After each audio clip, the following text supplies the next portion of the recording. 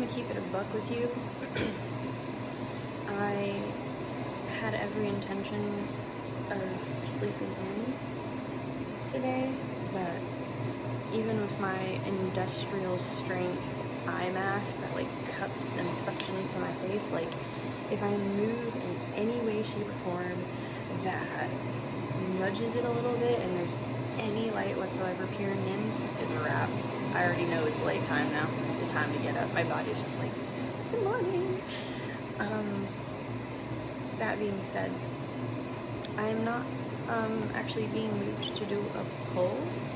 I'm being moved to be really transparent about something that I'm actually like surprisingly uncomfortable with sharing. And that is what I'm reading right now, surprisingly. I have books that I have finished already, and I am not being moved to talk about those right now. I'm actually being moved to talk about books I haven't even like finished the first quarter of yet, but that I was just kind of moved or introduced to for varying reasons on my healing journey. And I think I'm uncomfortable because I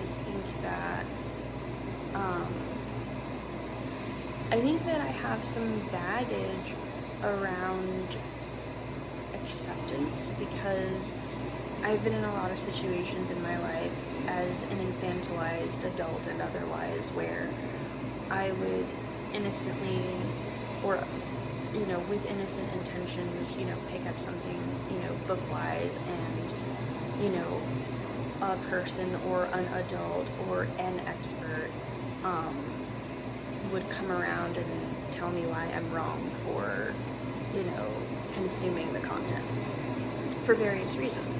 And so I think I, came up against that fear as I was, 2 minutes and 22 seconds as I said that. So I came up against the fear initially when I was moved to do this video, and I started like freaking out and like doing background research on the authors to like make sure that if I, talk about it, that like I'm not out here promoting, garbage to good people. And then I had to really stop myself and be like, you know what, like I just need to do a disclaimer on who I am as a person and what that means to me, so that you can make an informed decision on your own of whether or not you even want to take this with you further. This video could just be a video of you listening to me talk about books I'm reading. Or this could be, a book recommendation. I don't know. But I do want to just make a disclaimer here. I am a light worker alchemist. And so even in the mud, I will find nourishment. I have lived through and experienced truly despicable things in my life, and what helped me get to a place where I can say I'm more thriving than surviving is taking everything that I could and alchemize it into something that will grow me out of captivity. And so, without further ado, I am just going to show you the 3 books that I am still like actively consuming first. I haven't finished them, like I said. I haven't even gotten into the first quarter of them, and I will share them with you, and I will also share like an excerpt of what kind of kept me invested. That is not necessarily to say like that, every single of these 3 books is like this monumental, intense treasure, but I will just kind of like go into it, and then, from there you can let me know if you want to, what resonated with you out of this video or not. It's all freedom, love, and light here. I'm gonna take a water break though. It's weird, like I, sidebar, got all of my norovirus symptoms in stages. So like a week before I realized I had norovirus, my first round of symptoms was like body aches and pains and like lethargic exhaustion, followed by stomach stuff. Like I was just like, oh my god, and like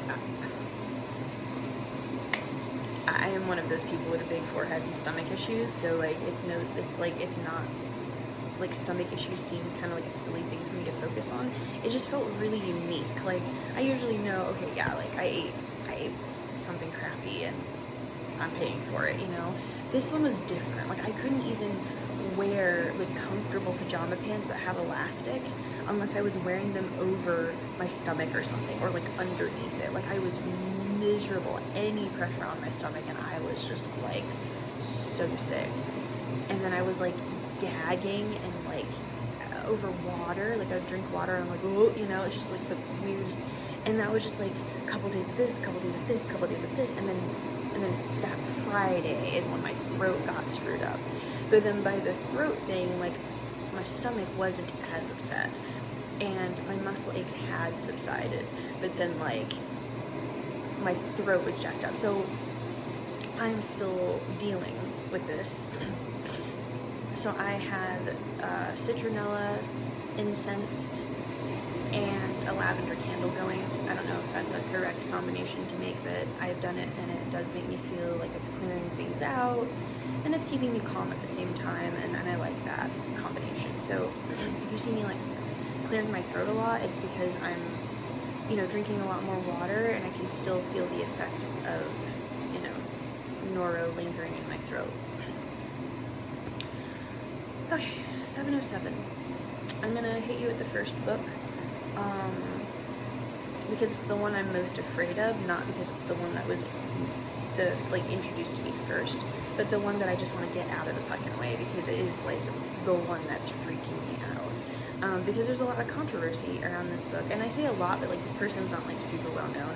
I did the most research on this earlier, and do what you want with this information. I am not affiliated with any religion or religious thought. When I say that I'm a light worker alchemist, I will pick up a Bible just as fast as I will pick up the Holy Quran, the Tao Te Ching, and, you know, I'm not afraid of picking up holy texts and reading them, because I know that even with the added pressure of choosing the infrastructure of what that holy text might require, I believe that wisdom comes there too. And so I found a little bit of wisdom in here that kind of stuck out to me and kept me interested. This is the Egyptian Book of Life by Dr. Ramesses Salim, and it says it is a true translation of the Egyptian Book of the Dead. And I had been pretty interested in it, in the Egyptian Book of the Dead. I'm actually a huge fan of The Mummy, obviously, and so, like, obviously, I'm gay, so, like, obviously I'm into The Mummy, okay, like, come on, like, that whole movie, but also, like, you know, I find out that there's an Egyptian Book of the Dead at the bookstore, but I didn't feel moved to purchase that one, and then this one kind of cropped up on my Amazon, as I was looking, and I saw that the Egyptian Book of the Dead was a translation by a white archaeologist, kind of interpreting what he found, excavating and whatnot.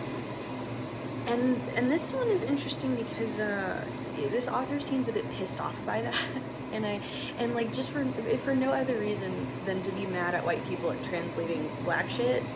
I fuck heavy with that anger. But here's an excerpt of the book that kind of stuck out to me as a two-spirit individual.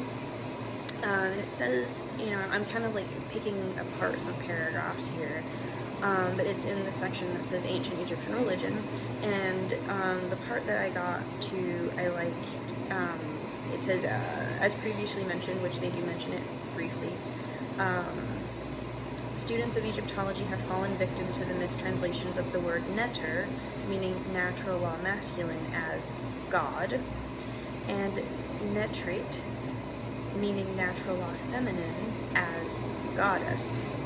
The meanings of these two words are in reality similar to the concepts of yin and yang. Since a masculine or a feminine law governs all of nature, it became very difficult for scholars to classify all of the gods and goddesses because everything had become one or the other. The ant, the dog, jackal, falcon, and everything else. Indeed, Wallace Budge, in his book, The Gods of the Egyptians, came across so many gods and goddesses that he created a whole chapter for miscellaneous gods. The error is very clear, but few scholars today are aware of the truth behind this misconception. The Western scholars of the 18th, 19th, and the beginning of the 20th centuries were too arrogant, believing that their civilization was the most advanced, and so ancient cultures were dismissed as superstitious, barbaric, primitive, uncivilized, and sometimes weird.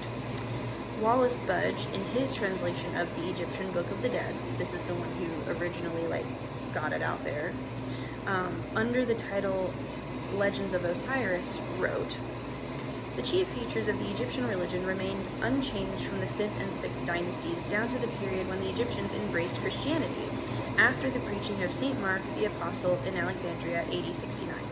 So firmly had the early beliefs taken possession of the Egyptian mind, and the Christians in Egypt, or Copts, as they are commonly called, the racial descendants of the ancient Egyptians, seem never to have succeeded in divesting themselves of the superstitions and weird mythological conceptions which they inherited from their heathen ancestors." This is what Wallace Budge says about Egyptians after excavating their shit and then translating it on their behalf. The author's rebuttal is, "The Victorian scholars seem to have forgotten that, while their ancestors were eating raw meat and living in caves, the Egyptians were sleeping in beds made of gold and building the most wonderful and elaborate works of art and temples for eternity."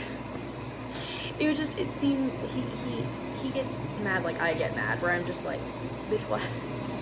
So that kind of stuck with me, and of course just the idea of feminine and masculine energies being a holistic approach to balance within oneself as opposed to just being either or, extremes of concepts that should be existing in harmony within us. I fuck heavy with that as well. And I've just been reading through. I find some concepts that I like and some concepts that, I'm not going to attach myself to too heavily, but I find balance, some balancing directives in here that I find pretty interesting. So that was the first one. That was the one that scared me the most. And that was kind of like a hook for me, something that kind of kept me interested with that one. The next one I will do would be, I had pulled from the African Goddess Rising Oracle deck. Goddess Abiola Abrams also has a book. So if you're really digging the Oracle deck that I've been using, African Goddess Rising Oracle, and you like the goddess bath pulls and, just getting really taken care of by divine, this is a workbook book. And this one got me in the foreword, and the foreword is actually by Anita Kopax, author of Shallow Waters. And the forward took me out. Don't even get me started on the rest of the book. I haven't gone, like I said, too much farther in the book because it's a workbook, and you also have different journals that you use throughout it, and I won't show you those are mine. But it's interactive, this book. But the forward was just, the forward had me feeling some type of way. And I actually marked 2 sections that I could divulge in. I'll just read and then see how I feel. But the foreword, there's a section of the foreword that says, when we choose to answer our ancestral call, we are supported by countless generations of forebearers. For example, Dr. Velma Love, an expert on ancestral wisdom, shared with me the Ancestral Mathematics by Lyrical Zen.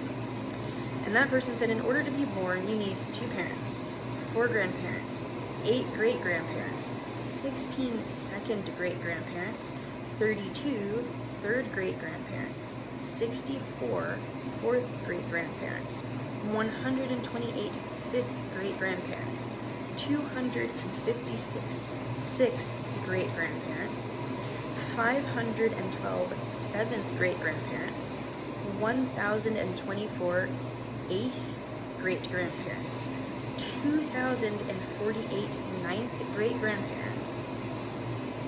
For you to be born, essentially, today, from 12 previous generations, you needed a total sum of 4,096 ancestors over the last 400 years. In African spirituality, the role of the well of ancestors is great. These foremothers and forefathers stand with us, protect us, work with the goddesses, and conspire for our good. Can you imagine 4,096 people having your back? And that right there had me feeling like, whoa.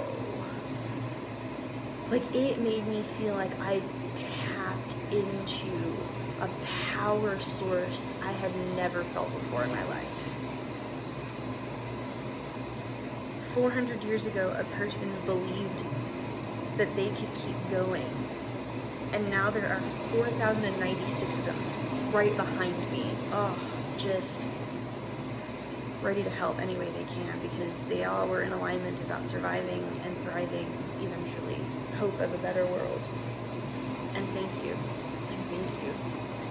And I heard you. And furthermore, the person who writes the foreword, I will actually just share this. She says, on my journey in creating Shallow Waters, my novel about the African goddess Yemaya, I needed to heal my own ancestral wounds. I will be buying Shallow Waters eventually, because Yemaya has been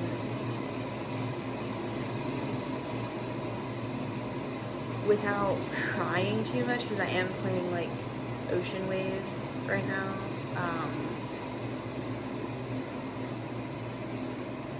I'm about to get emotional. Look her up.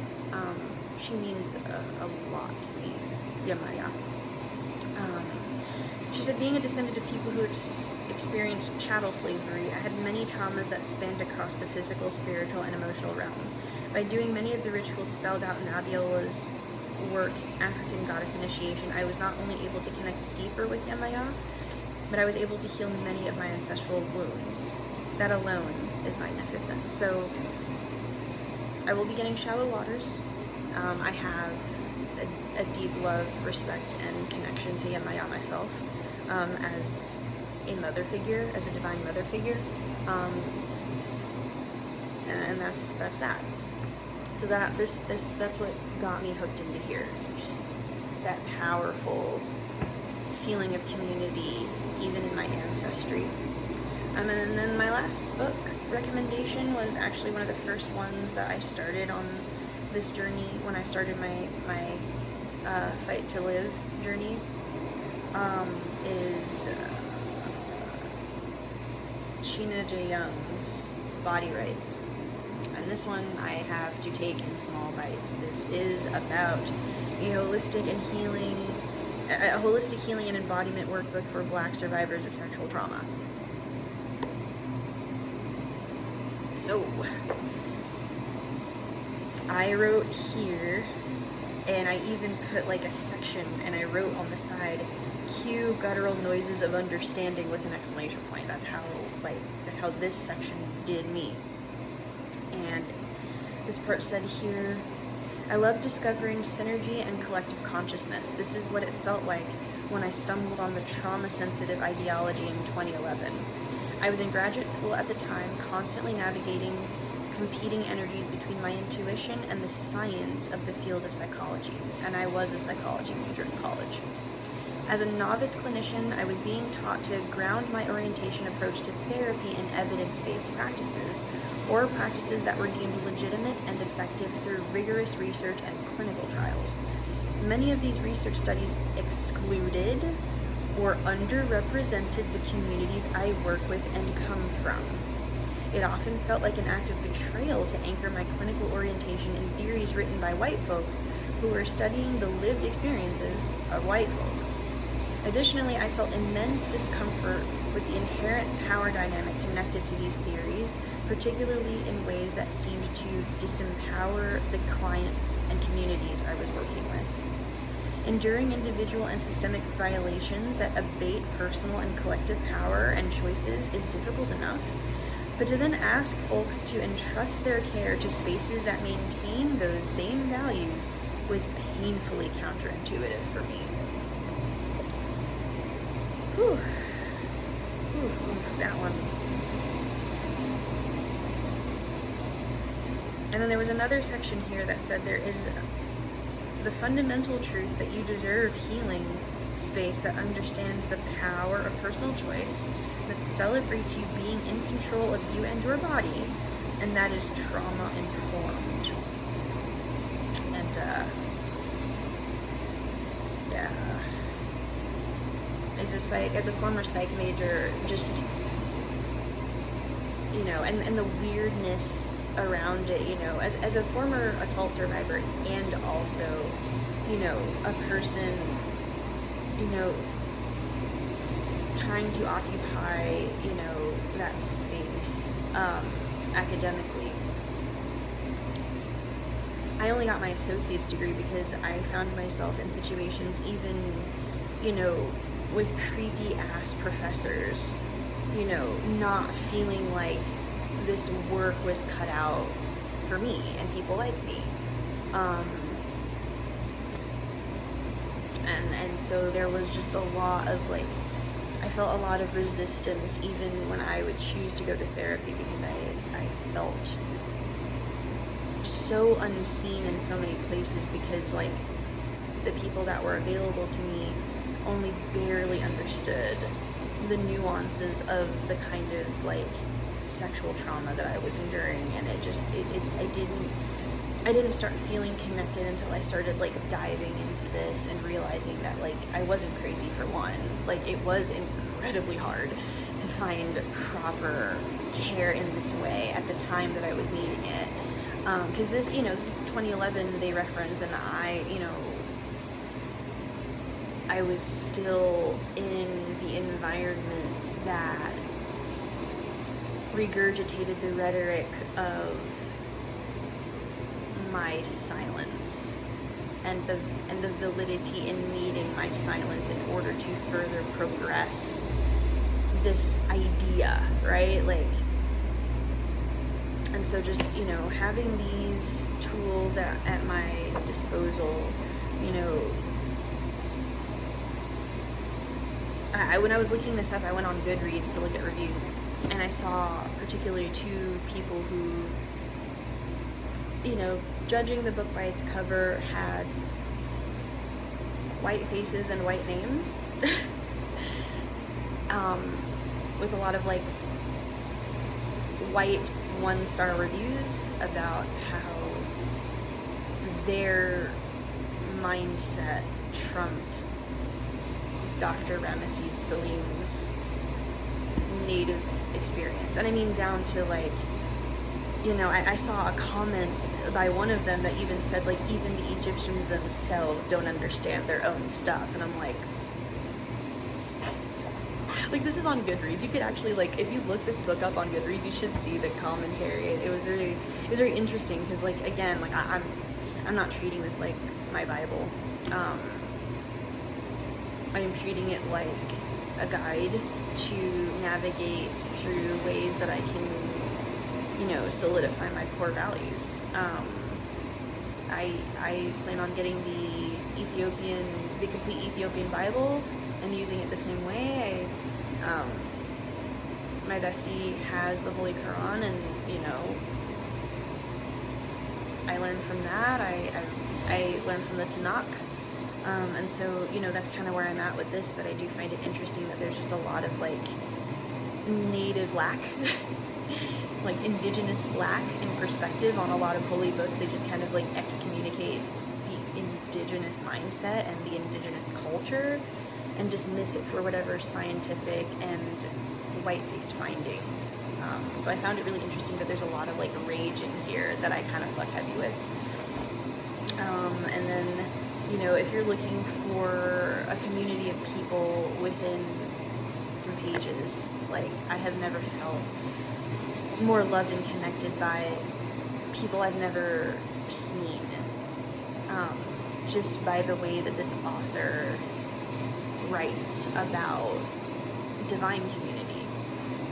And so I got a lot of loneliness chipped away at as I kind of nibbled on this. And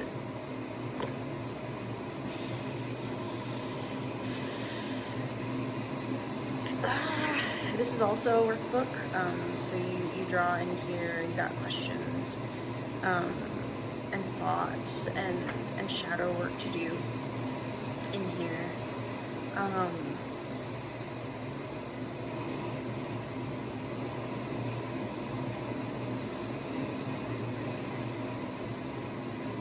If you need to work your shit out after assault, and especially if you have like complex PTSD and recurring events of assault trauma, like, I go through like pieces of this book and I'll bring it to my therapist. I actually go through these and then talk about their impact as I go along this journey. So, do with that what you feel is best. Again, I haven't finished any of these books I'm recommending. Maybe in the future I'll do a video about books that I have finished. The difficulty with that is that, like, I don't do a lot of these kinds of books because it takes me a long time to digest, like, soul food information and things of that nature. To alchemize, it takes a minute. I can casually read smut in my sleep. So, let's see. If I do a book, video on things that I have already consumed, we'll see. But for now, like, I'm really been led to talk about the 3 books that I'm, you know, actively chipping away at, and whatnot. I have, like, no desire to talk anymore. I'm not kidding either. Like, I do be getting tired, and then I'll look at the time, like, god damn, I've been talking for 30 minutes. It's like 28 minutes in the video, but yeah, I hope this helped.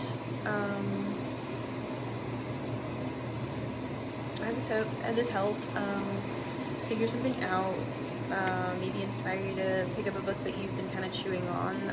If for no other reason than this, I will say, like, it's okay for you to be taking your sweet ass time reading books. Like, please don't feel bad that you have had a book for a long time and can only get a paragraph in. I think that, like, especially these 2 books, sometimes I can only make it through a paragraph, and then I gotta, like, gotta absorb the paragraph. It hit me, you know, like, I feel so seen, like, literally guttural sounds of understanding, like, yes, like, that one paragraph, I needed to take a minute, because I'm just like, I wasn't even in the doctoral program, I wasn't even actively learning to be a clinician, and I was already being asked by professors, just out of the fucking blue, waiting outside of a classroom for it to get unlocked, and abnormal sight teachers asking me, oh, are you, like, a rape survivor? Well, if you need any help, like, maybe you can come to my office, you know, later, and I can help you. Like, you used the tools you had to be creepy, bro. Like, I can spot things from a mile away, too. It doesn't mean that I should be going around being creepy about it. Like, I don't know, just weirdness I've experienced. And so, like, yeah, paragraphs be taking me out sometimes. So just be gentle with yourself. It's totally fine to take your time with it and take as much time as you need, and not, like, put these things on this otherworldly pedestal. Like, you take what makes the most sense for your soul and your character and your core values,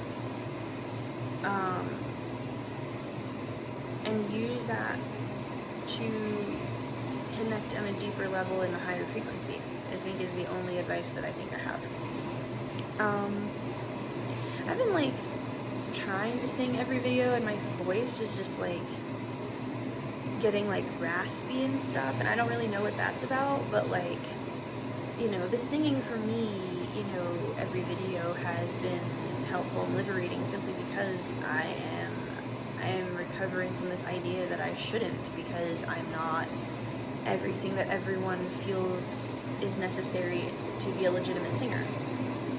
I know that's like mental gymnastics, but you know, I lived an experience where like, because I wasn't all of these things that already existed whenever I would try to express myself, then that noise was not valid outside of playing around and pretending and maybe assisting those who had better voices in having harmonic backgrounds. And I was playing the background for so long, even though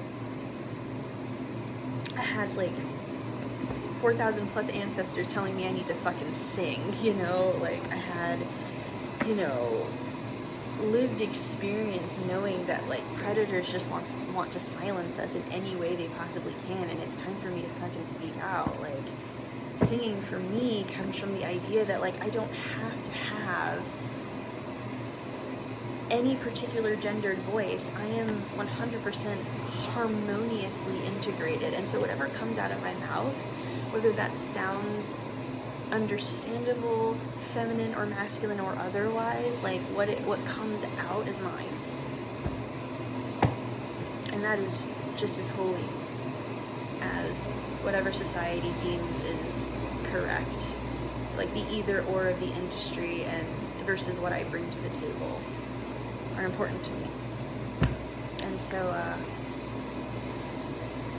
yeah, there you go. Oh my god, this video, I hate that they're getting so long, because I really have a lot to say and then I end up like needing a nap for 4 minutes. But yeah, I love you guys. I hope that you have a wonderful day. I hope that you feel inspired to pick up a book that interests you, and learn from it any way that you feel, and grow and thrive. That's what I hope for you guys.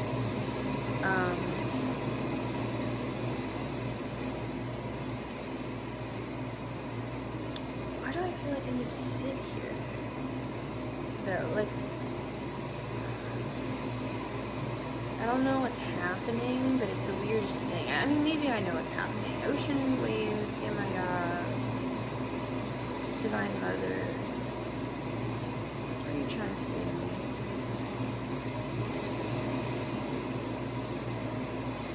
I feel her. I don't know who needs this or if I just need it.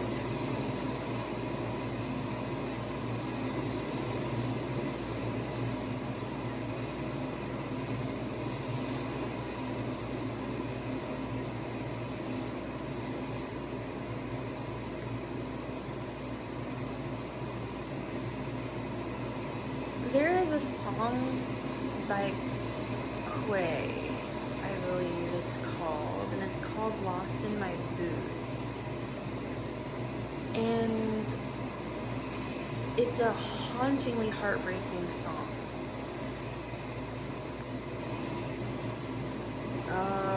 Okay. Sometimes you gotta sit here with your Divine Mother for a little bit and figure out what it is she's trying to teach you and what she's trying to teach others. And I was wondering why I felt like I needed to mention this, but I thought that this was just going to be a recommendation video. But if you've made it this far, you're still here and you're with me, and you hear the ocean waves, and you feel connected to something deeply, lovingly maternal.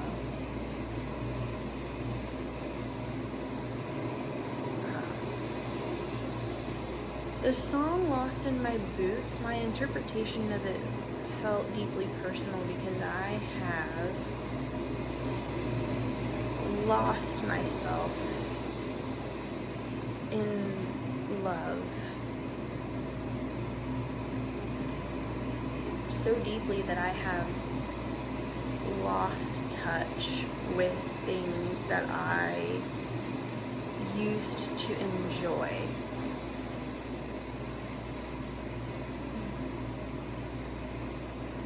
I think that someone is having a hard time picking up books again,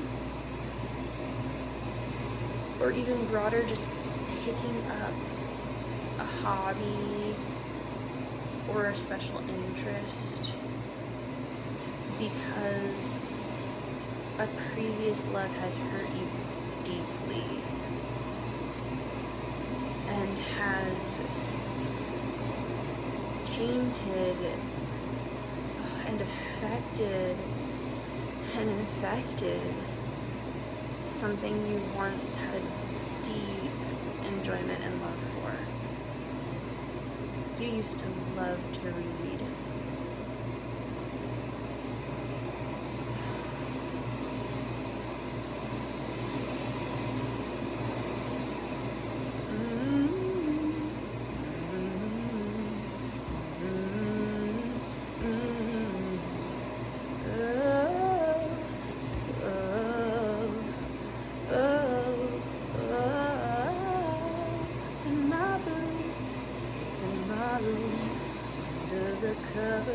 They smell like you. Someone feels that.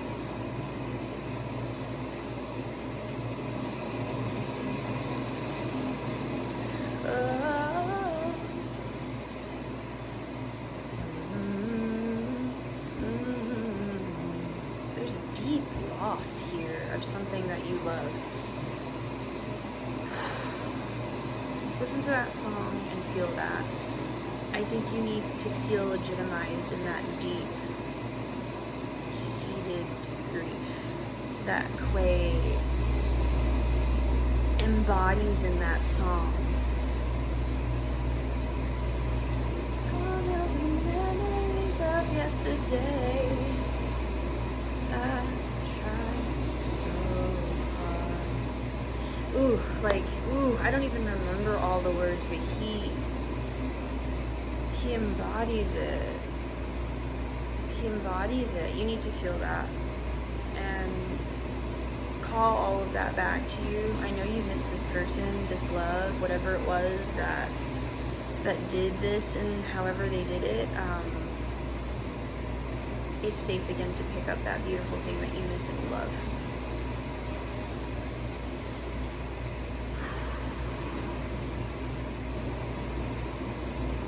Because it loves you back. It was always for you, and whatever was done to make it feel inaccessible to you,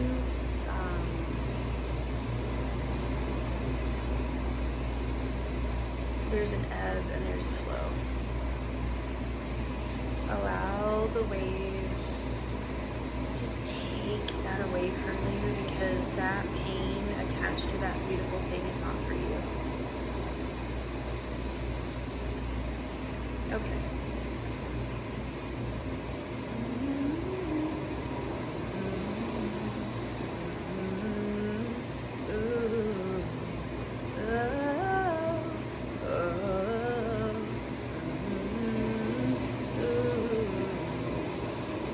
Take it back. That's yours. Okay, that's yours. That's yours. Oh. Okay, that's what it was. That's what you needed. Hey, you are so divinely loved. You are so loved that, you are uncontainable. The love that so many, both here and otherwise, have for you show up in so many ways. Reclaim it. It's yours. And there is knowledge. There's power in knowledge. Knowledge is power. Learn yourself any way that you can. and I love you. And I'm there for you